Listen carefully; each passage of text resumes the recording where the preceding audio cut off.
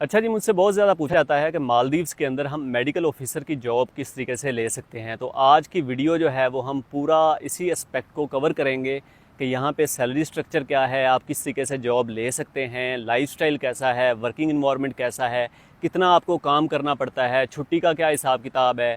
ये सारे एस्पेक्ट्स जो हैं वो आज की वीडियो में हम कवर करेंगे। इसीलिए चूँकि लोग जो हैं वो अभी हाउस जॉब भी उनकी ख़त्म हुई है, तो मैंने इसलिए बेहतर समझा है कि इस टाइम पे ये वीडियो बनाऊं ताकि एक प्रॉपर गाइडलाइन जो है वो सभी को मिल जाए। तो बड़े गौर से आप ये वीडियो देखें। सबसे पहले हम चलते हैं सबसे अहम सवाल की तरफ, क्योंकि ज़ाहिर सी बात है हम अपना मुल्क छोड़ रहे हैं, तो सबसे अहम चीज़ जो है वो है पैसा। तो सैलरी स्ट्रक्चर जो है वो इस मुल्क के अंदर किस तरीके से है। तो जो ग्रेड 1 मेडिकल ऑफिसर होता है, यानी जब आप यहाँ पे रिक्रूट होते हैं तो आप ग्रेड 1 मेडिकल ऑफिसर होते हैं। ग्रेड 1 मेडिकल ऑफिसर की मिनिस्ट्री ऑफ हेल्थ के अंदर जो एवरेज मंथली सैलरी है वो है तकरीबन 2000 यूएसडी। वैसे ये पे आपको इनकी जो लोकल करेंसी है मालदीवियन रुपया उसको उसके अंदर करते हैं, फिर उसको आप कन्वर्ट करवाते हैं यूएसडी के अंदर। जो एवरेज वो बनती है वो तकरीबन 2000 बनती है। वैसे ये वेरी करती रहती है $1800 से लेके $2200 तक, क्योंकि ओवर टाइम जो है वो भी इसमें इंक्लूडेड होता है। जितना भी आप काम करेंगे, जो वर्किंग आपको मैं और बताऊंगा उनके अलावा, वो सारे का सारा आपको एक एक रुपया, एक मिनट का भी आपको एक्स्ट्रा हिसाब किताब दिया जाता है यहाँ पे। तो एवरेज पे जो है वो है तकरीबन 1800 यूएसडी से लेके तकरीबन 2200 यूएसडी तक, और इसको अगर हम पाकिस्तानी कन्वर्ट करें तो ये तकरीबन 5.5 से 6 लाख के दरमियान बनता है। अब उसके बाद दूसरे लेवल पे ये कि किस तरीके से आप यहाँ पे जॉब ले सकते हैं। अब इसके लिए ये समझना ज़रूरी है कि मालदीव्स जो है यहाँ पे एक मिनिस्ट्री ऑफ हेल्थ है जो रेगुलेट करती है जितने भी इनके हॉस्पिटल्स हैं उन सारों को। जितने भी डॉक्टर्स की रिक्रूटमेंट हो रही होती है, जितने भी डॉक्टर्स जो हैं यहाँ से जा रहे होते हैं, या जितना भी सारा सिस्टम है वो सारे का सारा सेंट्रलाइज्ड है। कोई इंडिविजुअल नहीं है जो कि किसी को रिक्रूट कर रहा हो मालदीव्स की मिनिस्ट्री ऑफ हेल्थ की जॉब्स को, बल्कि मिनिस्ट्री जो है वो खुद इस सारे प्रोसेस को रेगुलेट कर रही होती है। अब मिनिस्ट्री की जो जॉब्स आती हैं वो तकरीबन हर 2-3 महीने बाद आती रहती हैं। उसकी वजह यह है कि यहाँ पे जितने भी डॉक्टर्स आए होते हैं वो सारे इसको as a transit station use करते हैं, यानी यहाँ पे आके वो किसी प्लैब, एमएलई या किसी भी फॉरेन एग्ज़ाम की तैयारी करते हैं, साथ पैसा इकट्ठा करते हैं। जब उनके एग्ज़ाम्स हो जाते हैं तो फिर वो यहाँ से चले जाते हैं। इसीलिए यहाँ पे कॉन्स्टेंटली मेडिकल ऑफिसर्स की वैकेंसीज़ जो हैं वो आती रहती हैं और इनको डॉक्टर्स की ज़रूरत पड़ती रहती है।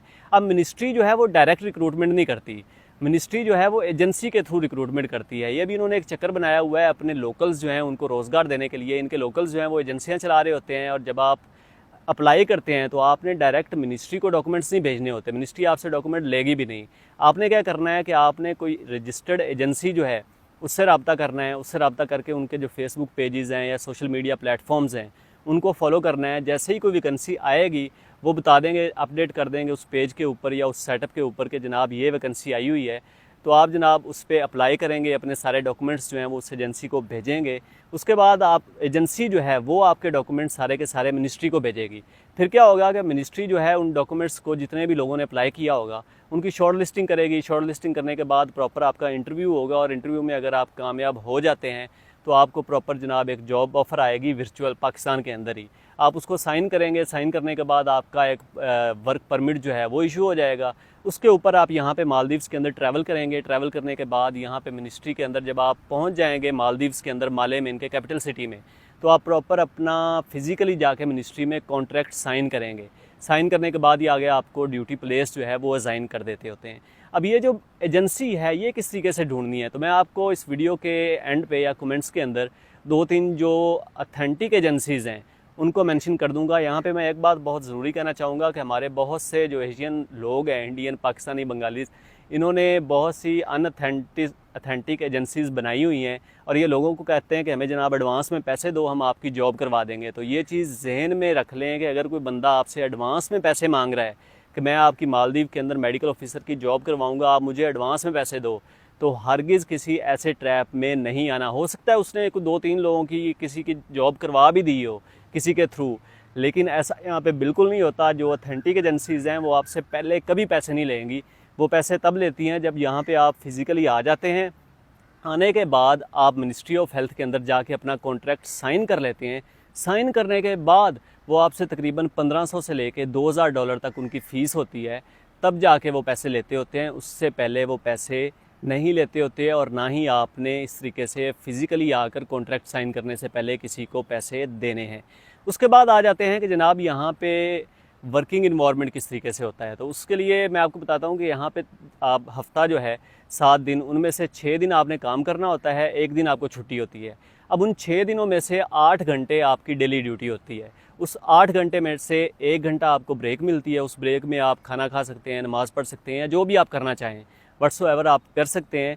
तो इस तरीके से यहाँ पे वर्किंग आवर्स होते हैं और जो ड्यूटी प्लेस है वो काफ़ी रिलैक्सिंग किस्म का होता है। आपको एक अच्छा सा मेडिकल ऑफिसर का रूम होता है। अगर आपकी ओपीडी ड्यूटी है तो उसमें आप बैठते हैं, पेशेंट चेक करते हैं और डेली तकरीबन मैक्सिमम 10 से 15 मैक्सिमम ओपीडी के मरीज़ आते होते हैं। और अगर आपकी वार्ड के अंदर ड्यूटी है तो मैक्सिमम को 5-6 मरीज़ वार्ड के अंदर पड़े होंगे। और आपका वही काम होता है जो आप पाकिस्तान में मेडिकल ऑफिसर के तौर पे करते हैं कि आपने कोऑर्डिनेशन करनी होती है वार्ड में, उसके पेशेंट की जो फाइल होती है उसमें और जो भी कंसल्टेंट होता है उसके दरमियान।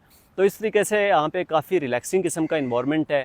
आपको पढ़ने का चांस जो है वो काफ़ी ज़्यादा मिल जाता है, टाइम आपके पास काफ़ी ज़्यादा होता है। उसके बाद आ जाते हैं जनाब के यहाँ पे लाइफस्टाइल कैसा है। तो वर्किंग इन्वायरमेंट जो है वो काफ़ी ज़्यादा आपके लाइफस्टाइल को कवर करता है। बाकी उसके अलावा यहाँ पे आपको बड़े खूबसूरत मनाजिर देखने को मिलते हैं। आपको पूरी दुनिया के लोग जो हैं उनके साथ इंटरेक्शन करने का मौका मिलता है, क्योंकि इनकी टोटल जो इकॉनमी है वो टूरिज़म बेस्ड है। तो यहाँ पे पूरी दुनिया से America, Australia, UK, Germany, Russia, सारे मुल्कों से टूरिस्ट जो है वो डेली लाखों की तादाद में आते हैं। तो अगर आप अटोल में काम कर रहे होते हैं तो आपको ज़्यादा चांस मिलेगा कि आप टूरिस्ट के साथ इंटरेक्शन करो, क्योंकि सारा टूरिस्ट जो है वो अटोल में आता है और अटोल से फिर आगे रिज़ॉर्ट्स के अंदर जाता है। अब एक बात आपने जहन में रखनी है कि रिज़ॉर्ट की जो मेडिकल ऑफिसर की जॉब है वो टोटल डिफरेंट होती है। उसका पे स्केल भी डिफरेंट होता है, उसका लाइफस्टाइल भी डिफरेंट होता है और उसको हासिल भी डिफरेंट तरीके से करना होता है और वो प्राइवेट होती हैं। उसके वाले से मैं एक अलहदा वीडियो बनाऊँगा। ये वाली वीडियो जो है ये टोटल हम फोकस कर रहे हैं मिनिस्ट्री ऑफ हेल्थ की मेडिकल ऑफिसर की जॉब्स के ऊपर। फिर उसके बाद आ जाते हैं कि आपका जनाब लीव का क्या हिसाब किताब होता है। तो जैसे ही आपका कैलेंडर ईयर एक पूरा होता है, आपको ये महीने की पेड लीव देते होते हैं। उसके अलावा आपके पास तकरीबन 1 महीने की सिक लीव होती है, 10 दिन की आपके पास एमरजेंसी लीव होती है। तो कुल मिला के आपके पास तकरीबन 2 से 2.5 महीने की लीव जो है वो बन जाती होती है। आप उसको इकट्ठा अवेल करना चाहें इकट्ठा भी अवेल कर सकते हैं। उसके बाद अलग-अलग आप चक्कर लगाना चाहें तो अलग-अलग भी आप चक्कर लगा सकते हैं। फिर उसके बाद जब आपकी जॉब हो जाती है और आप यहाँ पे आ जाते हैं तो आपको जितना भी आपके टिकट के एक्सपेंसेस होते हैं, फिर माले में जो आप स्टे करते हैं उसका एक्सपेंस है, फिर यहाँ पे जो ट्रैवलिंग है उसका एक्सपेंस है, ये सारे का सारा आपको रीइंबर्स कर दिया जाता है। इसी तरीके से जो आपकी एनुअल लीव होती है, उस एनुअल लीव में जब आप घर जाते हैं तब भी आपको जो टिकट है वो भी पे की जाती है और आपकी जो मंथली पे है, डेफिनेटली पेड लीव होती है, तो वो भी आपको पे की जाती है।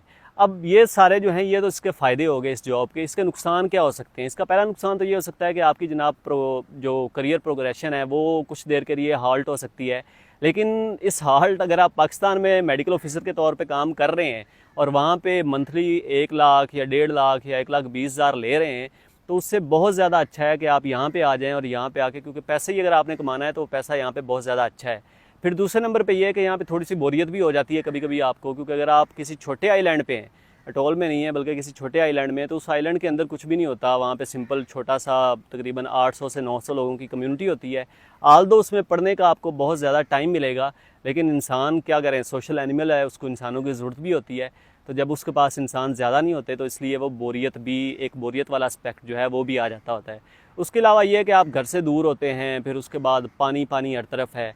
तो ये कुछ मोटे मोटे इसके कॉन्स हैं। वैसे कोई ख़ास इतना नुकसान नहीं है यहाँ पे आगे जॉब करने का। यहाँ पे कोई क्राइम नहीं है, यहाँ पे किसी भी तरीके से आपको मैनिपुलेट नहीं किया जाता, किसी भी तरीके से आपके ऊपर कोई दीदा दलेरी नहीं की जाती, ना आपको आपके कोई भी अटेंडेंट जो है वो मारपीट करके जाता है। तो बड़ा एक रिलैक्सिंग किस्म का और अच्छा इन्वायरमेंट होता है वर्किंग, और आपको पढ़ाई की जो है उसके भी मौके मिल जाते हैं। तो इसलिए अगर आप प्रोज़ और कॉन्स को वे करेंगे तो हमेशा अगर आप मेडिकल ऑफिसर के तौर पे कोई 1-2 साल के लिए काम करना चाहेंगे तो ये बेस्ट प्लेस है जहाँ पे आप काम कर सकते हैं और काम करने के साथ साथ अपना कोई भी फ़ॉरेन एग्ज़ाम जो है वो निकाल सकते होते हैं। यहाँ पे जॉब हासिल करने के लिए रिक्वायरमेंट्स क्या होती हैं? सबसे अहम रिक्वायरमेंट जो यहाँ पे मेडिकल ऑफिसर की जॉब हासिल करने के लिए होती है वो होता है आपका एमओशिप का एक्सपीरियंस।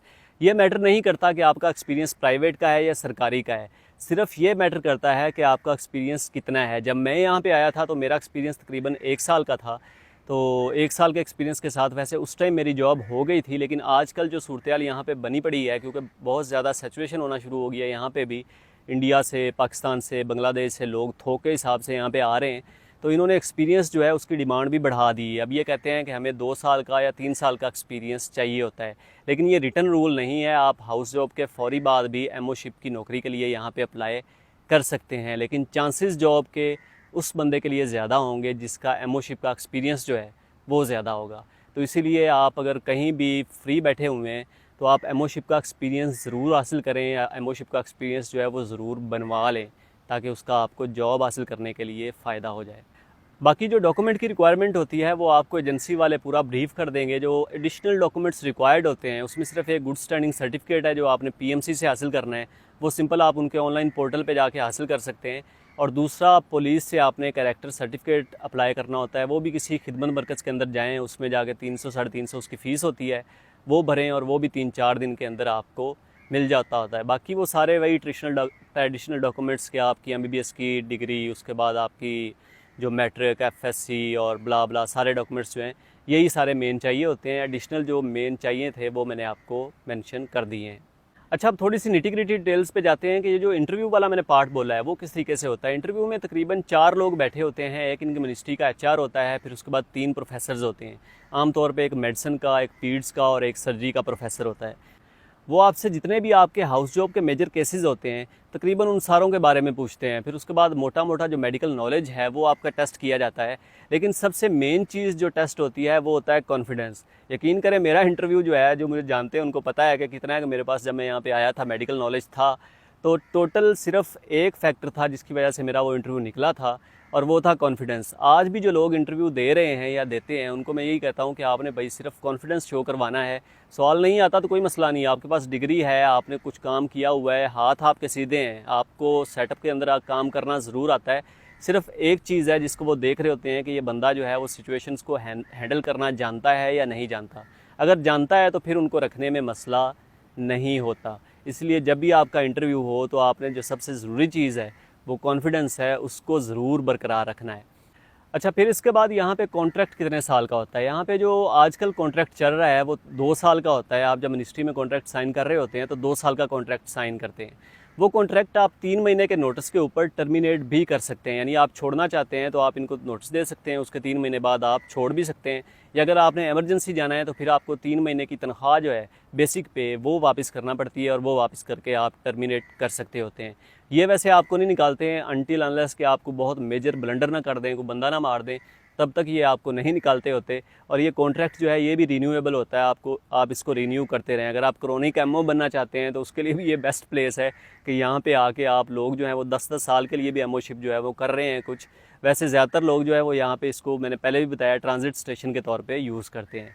तो ये कॉन्ट्रैक्ट का सीन होता है कि इस कॉन्ट्रैक्ट जो है वो रीन्यूएबल होता है, और 2 साल का कॉन्ट्रैक्ट जो है वो इनिशियली आपके साथ किया जाता है। तो ये सारे एस्पेक्ट्स हैं यहाँ पे आके जॉब करने के। होपफुली मैंने काफ़ी कुछ कवर कर दिया है। अगर कुछ रह गया है तो आप कमेंट्स के अंदर पूछ भी सकते हैं, मैं कोशिश करूँगा आपको रिस्पॉन्ड करने की, और कोई भी आपकी क्वेरीज़ हैं वो भी आप पूछ सकते हैं।